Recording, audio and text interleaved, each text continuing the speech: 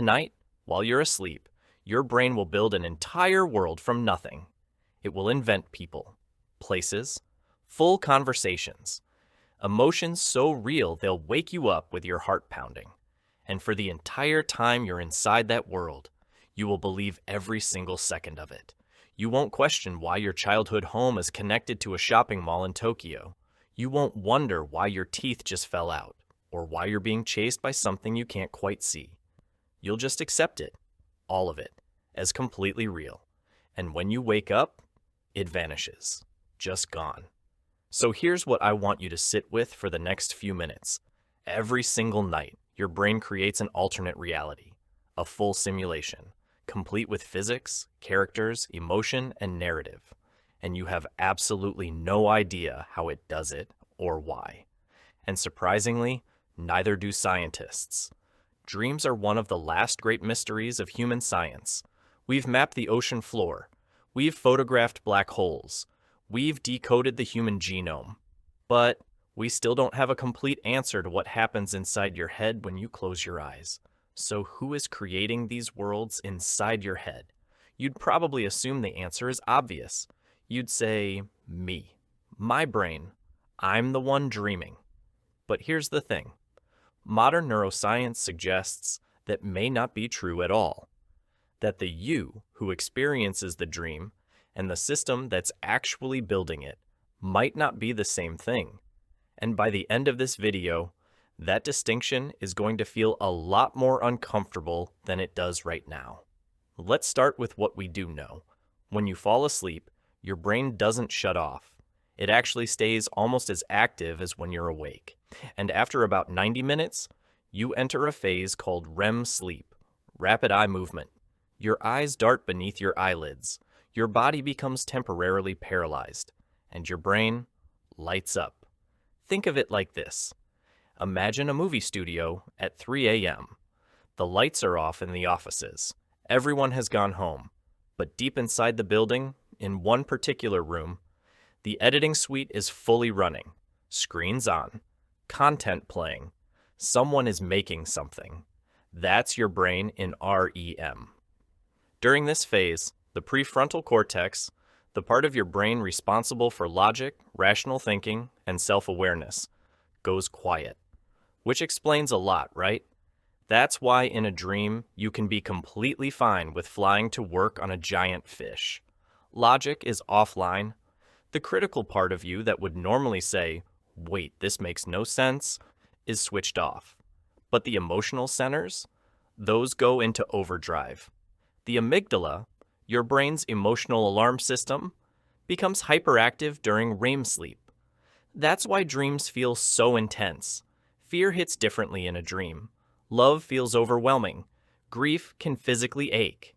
The emotional volume gets turned all the way up, while the rational volume gets muted entirely. And here's something even stranger. Your brain pulls from memory to build these dream worlds. Not cleanly, not like replaying a video, more like taking fragments.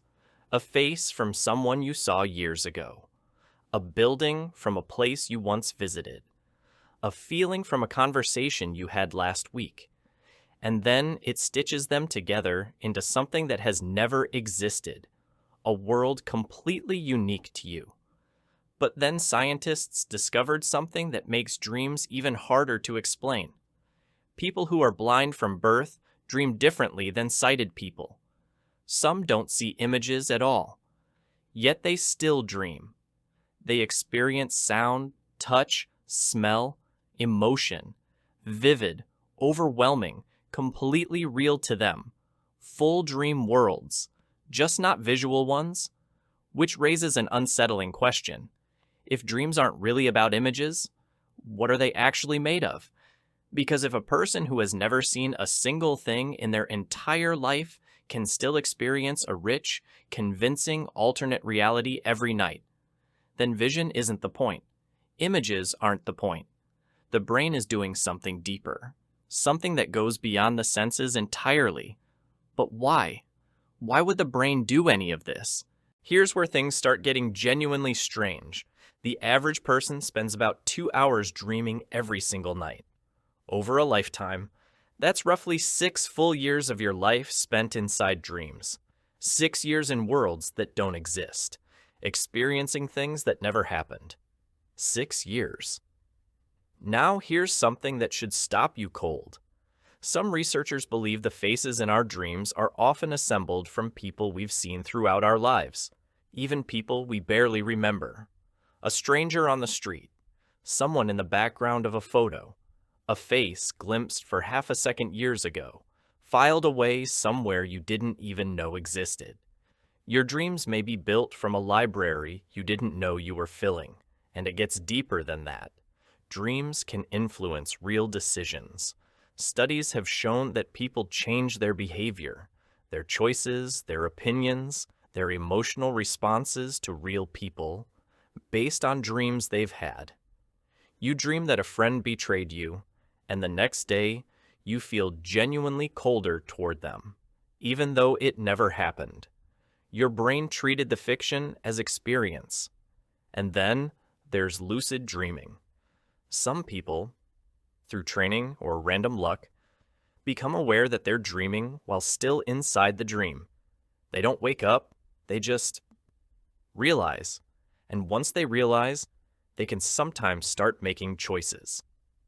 Directing the story, flying deliberately instead of accidentally, turning to face whatever was chasing them.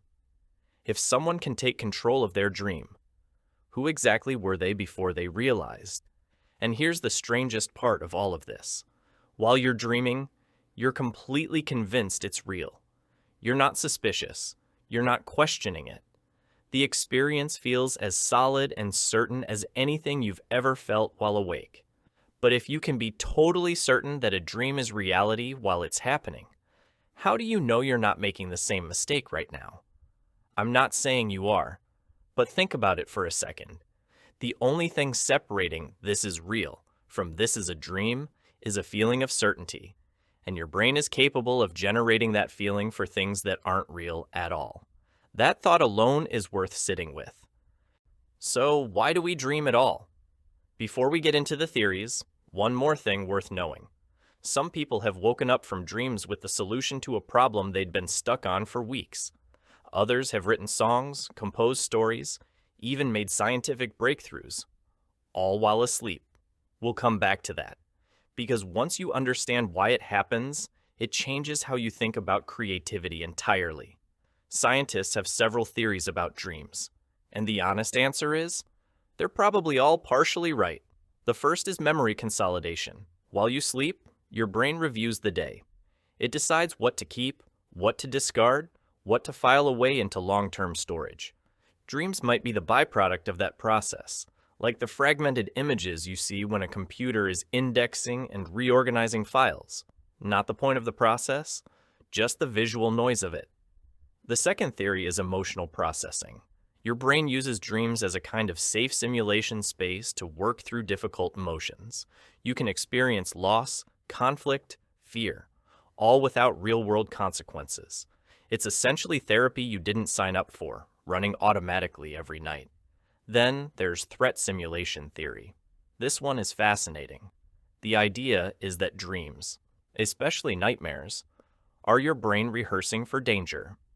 Running drills, practicing fear responses so that if a real threat ever appears, your nervous system already has a script.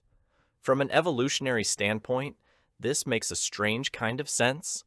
A brain that practiced danger while sleeping might have been better at surviving it while awake. And finally, creativity and problem solving. There's a reason so many artists, scientists, and writers have reported breakthrough ideas coming from dreams.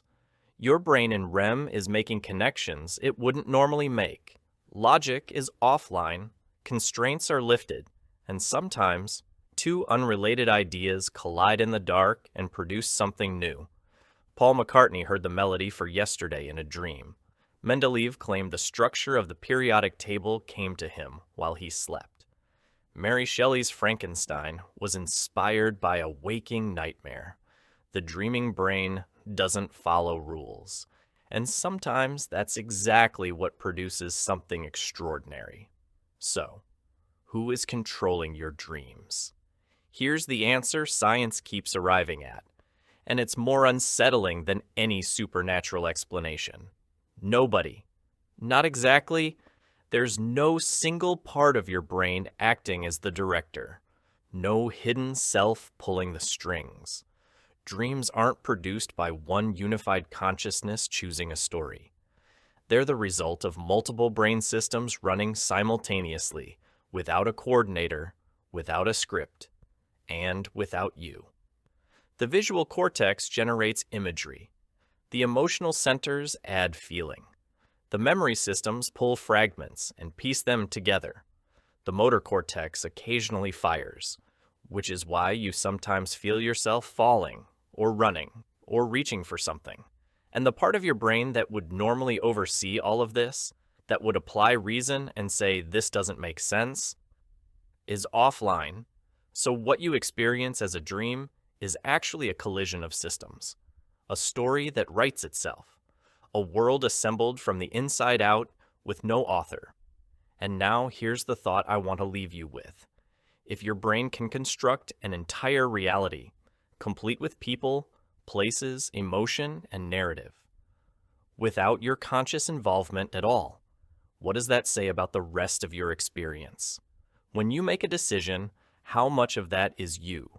And how much of it is processes running beneath the surface, invisible to your conscious mind, just like the ones that build your dreams? When you feel something, love, fear, certainty, how much of that is a choice, and how much of it is your brain presenting you with a conclusion it already reached? Some neuroscientists have argued that consciousness may be less of a pilot and more of a passenger, less in charge than it believes itself to be. Your dreaming brain doesn't ask for permission. Maybe your waking brain doesn't either. Tonight, when you fall asleep, your brain will once again build a world only you can see. It will fill it with faces from your past, places assembled from memory fragments you didn't know you'd kept, emotions turned up to full volume, stories that follow no logic, obey no rules, and belong entirely to you. And when it begins, you'll believe every second of it. You won't question it. You won't resist it. You'll simply live inside it for hours, as if it's the only reality that has ever existed. And then morning will come, and it will dissolve, and you'll carry fragments of it into your day, a feeling, an image, a question you can't quite name. So here's the last thing I'll leave you with. Every night, without your permission, your brain creates a universe. If it can fool you completely every single night, how certain are you that it's not fooling you right now?